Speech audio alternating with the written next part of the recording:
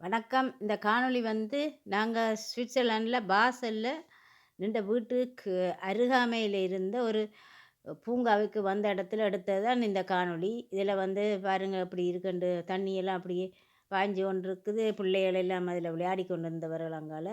இங்கால வாத்துகள் எல்லாம் அதுக்குள்ள நீந்தி கொண்டிருக்குங்க. வாத்துகள் எல்லாம் நிக்குது.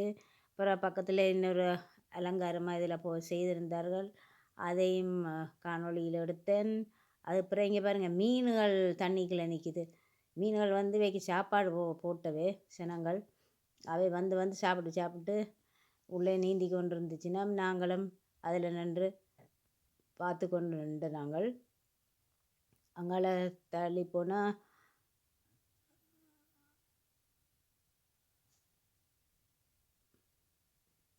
மீன்கள்லாம் இன்னும் இருக்குது. அப்புறம் அங்கால தள்ளி கொண்டு வந்தால் இங்கால 2 சின்ன வாத்துகள் வந்து அவை தாய் பிள்ளைக்கு வந்து சாப்பாடு கொடுத்துருக்கு பாருங்க. அது அங்கால கொடுத்துருக்குது. இங்கால பார்த்தீங்கன்னு சொன்னால் என்ன வருதுன்னு பாருங்க, ஆமை இருக்குது. அந்த ஆமை நாங்கள் கண்ணால் பார்க்கலன்ட்டு அதை பார்க்குறதுக்காக அதில் மெனக்கட்டு அதில் நின்றோம் நாங்கள்.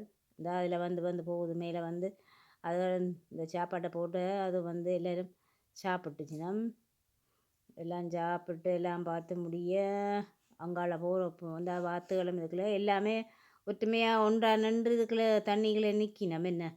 இங்கால வந்து பிள்ளைகள் வந்து விளையாடுறதுக்கண்டு இந்த கொண்டாந்து வச்சு 2 பிள்ளைகள் வந்து செய்து கொண்டிருந்தவை. அதையும் நின்று பார்த்து ரசித்து கொண்டு நின்று நாங்கள் அது பிள்ளைகளுக்காகத்தான் அந்த இடத்தை ஒதுக்கி இருந்தவை. அங்கால பார்த்தா திருமணமான தம்பதிகள் அதில் வந்து நின்றவை. அது வந்து புது மாதிரி உடுப்பெல்லாம் போட்டிருந்தா போல் அதில் நின்று அதை காணொளிகளை உள்வாங்கினேன். அங்கே பாருங்கள் எப்படியான உடுப்புண்டு. நான் முன்பக்கத்தால் போகல, பின்பக்கத்தால் நின்றபடியே அப்படி எடுபட்டுட்டுது. அப்புறம் இங்கால வந்து பெரிய ஒரு டீனோசர் வந்து அது இங்கே பாருங்கள் எந்தளவு நீளமாக இது அங்கே செய்யப்பட்டு வச்சுருந்தது. அதில் இருந்து தான் எடுத்தது. இங்கால குருவியல் இங்கே பாருங்கள் சின்ன குருவியலும் அதுக்குள்ளே நின்றது.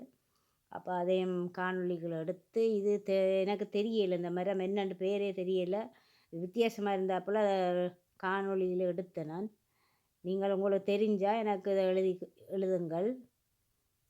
இது இங்கால வந்து இந்த டீனோசர் ஒரு படமாக எடுத்து நான் அது பெருசு அந்த அளவை போட்டிருக்கிறேன்னு பாருங்கள். நன்றி.